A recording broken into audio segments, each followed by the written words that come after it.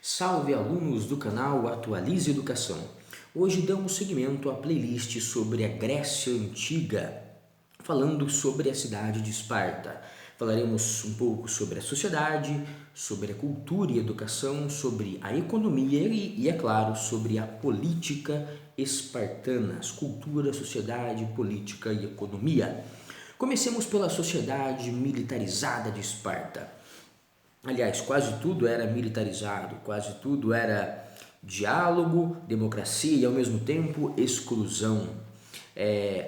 A sociedade espartana era composta por três grupos sociais, três classes, três divisões: esparcíatas, ilotas e periecos. Esparcíatas, periecos e ilotas. Quem eram os esparcíatas? Eles formavam 5% da sociedade espartana. Os esparcíatas eram os proprietários de terra, proprietários de escravo, proprietários ou possuíam direitos políticos, portanto eram os cidadãos, e também eram soldados profissionais de Esparta. Soldados profissionais que viviam para o treinamento militar. Portanto, os esparcíatas não cultivavam a terra, não eram comerciantes, não trabalhavam no artesanato, não eram trabalhadores, eram soldados profissionais. Soldados do Estado espartano, da cidade de Esparta, da cidade-estado de Esparta. Além de soldados profissionais, eram os únicos com direitos políticos, eram os únicos cidadãos, os únicos com direito a participar dos órgãos políticos, a mandar na cidade e a votar nas leis da cidade. Cidadãos, soldados profissionais, proprietários de terras e proprietários de escravos eram 5% da população espartana. Se eles eram os únicos a votar, a ocupar cargos políticos, esses 5% de esparcíatas, é preciso entender o seguinte: desses 5%, 2,5%, as mulheres não tinham direito político e não eram soldados profissionais. Sobram 2,5% com direitos políticos, sendo soldados profissionais. Desses 2,5% com direitos políticos, desses homens esparcíatas, apenas aqueles com mais de 30 anos poderiam exercer os direitos políticos de votar e ocupar cargos políticos em Esparta. Portanto, os menores de 30 anos não tinham direitos, e aí nós reduzimos para 1% desses 5%, reduzimos para 1% de esparcíatas com direitos políticos. Ou seja, de toda a sociedade espartana, apenas 1% dentro desses 5% de esparcíatas, apenas 1% homens com mais de 30 anos, proprietários de terras, proprietários de escravos, soldados profissionais, apenas esse 1% tinha direito político em Esparta. Olha como era uma política de exclusão. A maioria, 99%, não possuía o direito de ocupar nenhum cargo político ou de votar em nenhuma lei. 10% da sociedade espartana eram os periecos. Periecos. Quem eram os periecos? Eram os estrangeiros que moravam em Esparta, estrangeiros que se dedicavam, que foram aceitos em Esparta e se dedicavam livremente a, geralmente, duas atividades. Se dedicavam livremente a duas atividades de modo geral: o comércio e o artesanato. Eram comerciantes, eram artesãos, escultores, tecelões, enfim, lidavam com tecido, lidavam com sapatos, lidavam com armas, lidavam com estátuas, com cerâmica. Esses caras eram os caras do artesanato e também os caras do comércio, eram pescadores, muitos deles também eram camponeses, enfim, agricultores. Esses caras possuíam direito à propriedade privada, por isso alguns deles possuíam terras. Mas se poucos eram camponeses, agricultores, a maioria era, repito, artesãos e comerciantes. Havia também, evidentemente, periecos que ocupavam outras funções sociais. Aqui estamos falando de modo geral. Os caras, esses estrangeiros periecos, eram comerciantes, artesãos e, em uma medida menor, agricultores também. Eram livres, aceitos em Esparta, mas não tinham os mesmos direitos que os esparcíatas. Eles tinham os mesmos deveres, os periecos. O dever de pagar impostos, o dever de servir ao exército, dar sua vida pelo exército espartano, pela cidade de Esparta. Portanto, tinham obrigações de pagar impostos e servir como soldados, serviço militar obrigatório, mas não tinham direitos políticos, não podiam ocupar nenhum cargo político e muito menos votar nas leis espartanas. Enfim, esparcíatas e periecos, 15% de homens livres da sociedade espartana. Chegamos aos ilotas, com H, ilotas. Quem eram os ilotas? Os ilotas eram os escravos, que compunham 85% da sociedade espartana. Ilotas, 85% da sociedade espartana. Esses escravos vinham, na sua maioria, de uma cidade conquistada por Esparta, uma cidade vizinha, a cidade de Messênia. Foi de Messênia que veio a maioria desses escravos, que compunham 85% da sociedade espartana. Esses escravos não tinham direito político, não serviam ao exército, não votavam, não ocupavam cargos públicos. Esses caras não eram livres, esses caras apenas trabalhavam na agricultura para sustentar a cidade de Esparta, para sustentar principalmente os esparcíatas. Escravos. Pensem comigo na proporção: 85% de escravos, 15% de homens livres. Para cada 3 cidadãos livres, nós temos 17 escravos. E para cada um esparcíata, que era esse proprietário de terras com direitos políticos, para cada um esparcíata, 17 escravos. Por isso, os esparcíatas eram soldados profissionais treinados a vida toda para também amedrontar e controlar essa esmagadora maioria de uma população escrava. A economia espartana, a cidade de Esparta ficava na península do Peloponeso, ficava no meio do Peloponeso, de modo a estar isolada de outras cidades-estado gregas. Uma cidade isolada, uma cidade com uma economia então voltada para a subsistência. O que é uma economia de subsistência? Uma economia que não produz para vender, para fazer comércio, mas que produz para o seu próprio consumo. Os escravos produziam uma agricultura para o próprio consumo de Esparta. O artesanato e o comércio era também para consumo interno. Portanto, uma economia de subsistência, uma economia baseada na agricultura dos escravos, em uma economia escravista. Escravismo, agricultura e subsistência são as 3 palavras para definir a isolada sociedade de Esparta, da cidade-estado de Esparta. As mulheres espartanas se dedicavam geralmente a trabalhos domésticos e também a exercícios físicos constantes e a jogos esportivos públicos. Isso porque acreditava-se que uma esparcíata, me refiro às mulheres esparcíatas, deveria ter um corpo o mais saudável possível para gerar filhos saudáveis, que seriam futuros soldados, bons soldados ou boas mães de soldados. A mulher espartana era criada para ser uma mãe saudável de muitos soldados, de muitos esparcíatas. Exercícios físicos constantes, estimulados pelo Estado, pela família, jogos esportivos públicos. Em Atenas, a mulher não podia participar desses jogos esportivos, não havia esses jogos esportivos para a mulher. Trabalhos domésticos, é evidente, pois havia ainda essa ideia de que o local da mulher era mais próximo à casa, mas repito, a mulher participava de jogos esportivos públicos.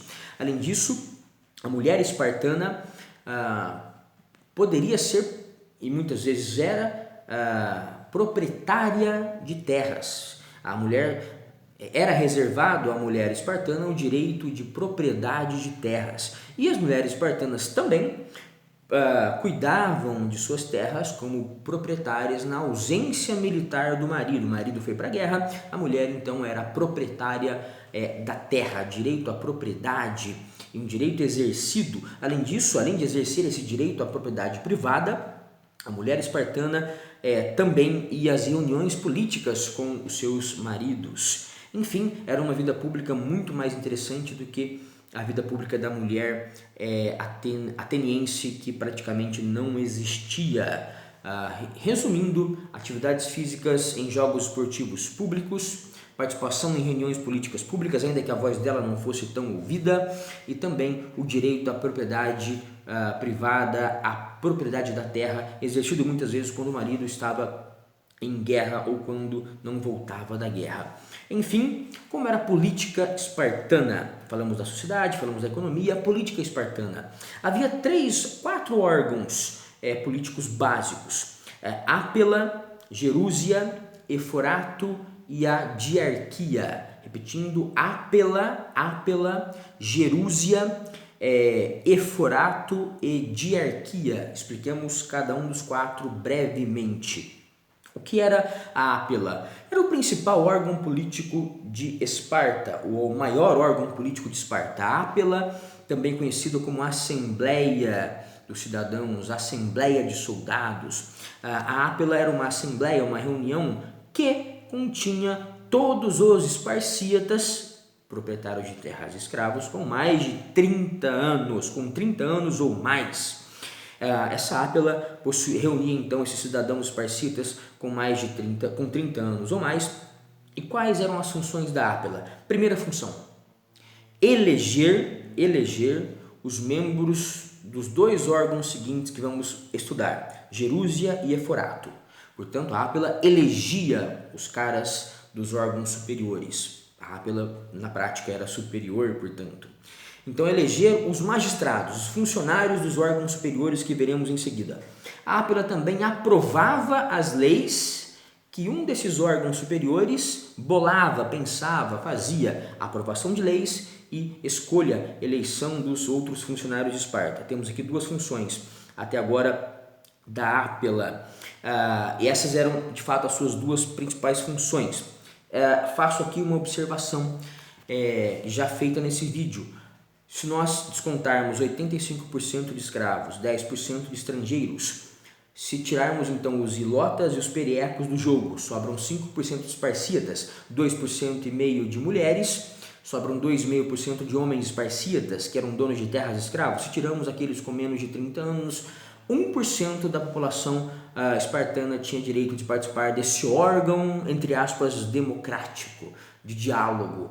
Portanto, os gregos que criaram a democracia eram muito excludentes. E lembrando que Esparta não é classificada como uma democracia, politicamente não era uma democracia, mas sim uma oligarquia. Afinal de contas, são os poderosos, são os proprietários de terra que tinham o direito de votar. Mas havia esse diálogo entre eles, mas era um diálogo apenas entre eles. Exclusão é o nome da política grega. Exclusão e participação, porque os caras, isso é um contraponto, isso é um paradoxo, né? Uma contradição, melhor dizendo. Mas é isso que é a política grega. Os caras eram muito participativos, né, entre aspas, democráticos, mas ao mesmo tempo excludentes. Esparta é um exemplo claro disso, a oligarquia espartana. Em Atenas, lembrando, não só os proprietários de terra, mas também comerciantes, artesãos, não proprietários de terra poderiam participar da democracia, mas estrangeiros não, nem mulheres, nem menores de 18 anos. Portanto, havia uma exclusão, nem escravos, uma exclusão também grande em Atenas, da democracia ateniense. Não era muito diferente uma coisa da outra, não. Repito, a contradição entre participação e exclusão. Muitos participam, mas um número maior ainda não participa, é excluído. A Ápela elegia os membros da Gerúsia. A Ápela que aprovava as leis e elegia os outros funcionários. Vamos falar dos funcionários da Gerúsia. O que era a Gerúsia? Gerúsia era um conselho com 28 anciãos, com 28 gerontes. Gerontologia, se eu não me engano, é o ramo da medicina que cuida dos idosos, né? Geriatria, né? Geriatria é o ramo da medicina que cuida dos idosos. Mas geriatria, geronte, Gerúsia, tudo se refere a anciãos, a pessoas mais velhas. Esses 28 gerontes ou anciões, esse conselho dos anciões ou Gerúsia, se uniam, tinham mais de 60 anos, tá? Esses membros anciãos tinham mais de 60 anos e esses 28 anciãos se uniam a um rei espartano e a um éforo. Veremos daqui a pouco que eram os éforos. Um éforo, um rei, mais 28 anciãos ou gerontes com mais de 60 anos de idade formavam o Conselho dos Anciões ou a Gerúsia. O que fazia a Gerúsia? Se a Ápela, que elegeu a Gerúsia, se a Ápela aprovava as leis, era a Gerúsia, com os caras mais experientes, era a Gerúsia que pensava as leis, planejava as leis e devolvia para a Ápela aprovar ou não. Ápela com esparcitas com mais de 30 anos e a Gerúsia com esparcitas com mais de 60 anos, os caras ideais para pensar as leis espartanas. Cabia também a Gerúsia ser o Tribunal Supremo, ocupar a função de judiciário, a função de julgar os crimes cometidos na cidade de Esparta. Portanto, a Gerúsia era também o Supremo Tribunal Espartano. O Supremo Tribunal Espartano e também o conjunto de pessoas que planejavam, criavam as leis para a Ápela aprovar. A Gerúsia era eleita pela Ápela, se subordinava a Ápela nesse sentido. Por último, o Eforato. O que era o Eforato? Era um órgão, um conjunto de 5 pessoas, 5 anciãos com mais de 60 anos, eleitos anualmente também pela Ápela. A Ápela elegeu a Gerúsia, a Ápela elege agora também o Eforato, 5 éforos. 5 éforos que cuidavam de algumas coisas. Eram os éforos que presidiam, organizavam as reuniões da Ápela. A Ápela elegia os éforos e os éforos organizavam as reuniões da Ápela. Presidir a reunião da Ápela. Segunda função, a mais importante, administrar os impostos de Esparta. Construir estradas, pontes, aumentar impostos, diminuir impostos, administrar as leis espartanas criadas pela Ápela e pela Gerúsia. Portanto, o Eforato era na prática o poder executivo, tá? Eram os prefeitos de Esparta, os caras que cuidavam da administração da cidade. Além disso, o Eforato também emitia a ordem de guerra, que a Ápela tinha que aprovar. Tá? Essa ordem de guerra era aprovada ou não pela Ápela. Enfim, chegamos à diarquia. 2 reis hereditários. Esparta tinha 2 reis, isso mesmo, 2 reis. Um cuidava da religião espartana, do culto religioso espartano, e o outro cuidava do exército, ia à frente do exército, declarava guerra, mas tudo com aprovação sempre da Ápela. Um rei militar, um rei do exército e um rei da religião, 2 funções, 2 reis, diarquia, arquia, poder. Reis hereditários, que eram fiscalizados pelo Eforato. O Eforato, como eram os prefeitos, os 5 prefeitos de Esparta, esses 5 prefeitos também fiscalizavam se os reis estavam cumprindo o seu papel de comandante do exército e líder religioso. Enfim, chegamos à educação espartana, cultura espartana. No nascimento, o bebê espartano era examinado pela própria mãe. Tendo algum defeito físico, ele era assassinado, ele era morto, eliminado pela própria mãe. Não tendo nenhum defeito físico, ele era enviado para a Gerúsia, para aquele conselho de 28 anciãos, mais um rei, mais um éforo, mais um membro do Eforato. Lá havia uma seleção física, uma segunda seleção física. Observado algum defeito físico, esse indivíduo, esse bebê, era jogado de um penhasco, do penhasco do Monte Taigeto,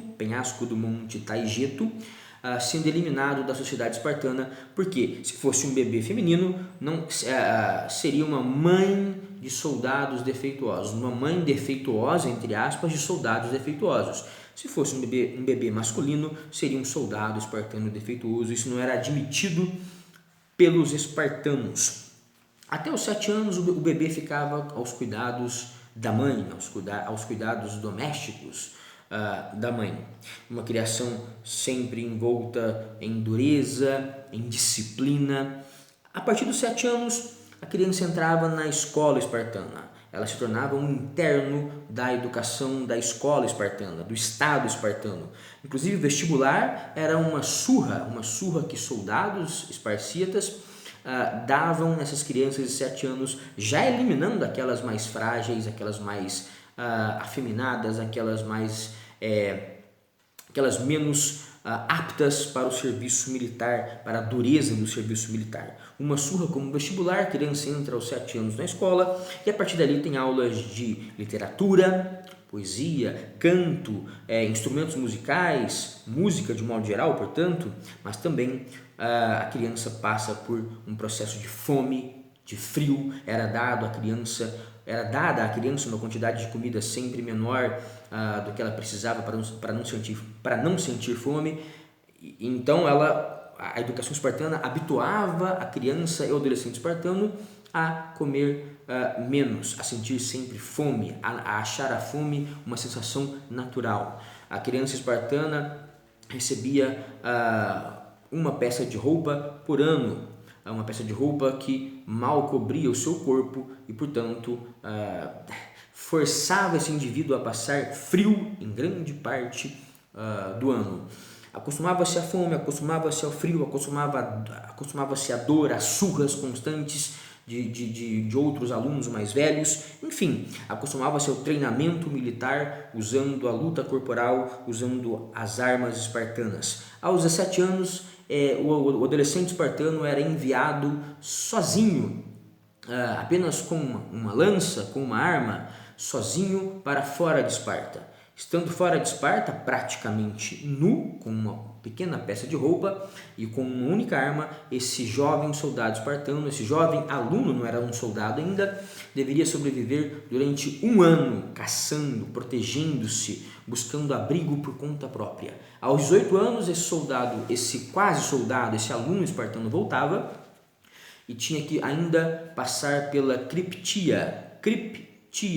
A criptia era uma cerimônia onde esse soldado espartano, esse aluno espartano era solto à noite pelas ruas de Esparta e deveria matar com as próprias mãos, com o uso de um punhal, um escravo espartano ou o máximo de escravos espartanos que conseguisse. E se o escravo espartano na luta corporal matasse esse esparcita, esse escravo ganharia liberdade, porque ele eliminou um soldado despreparado de Esparta.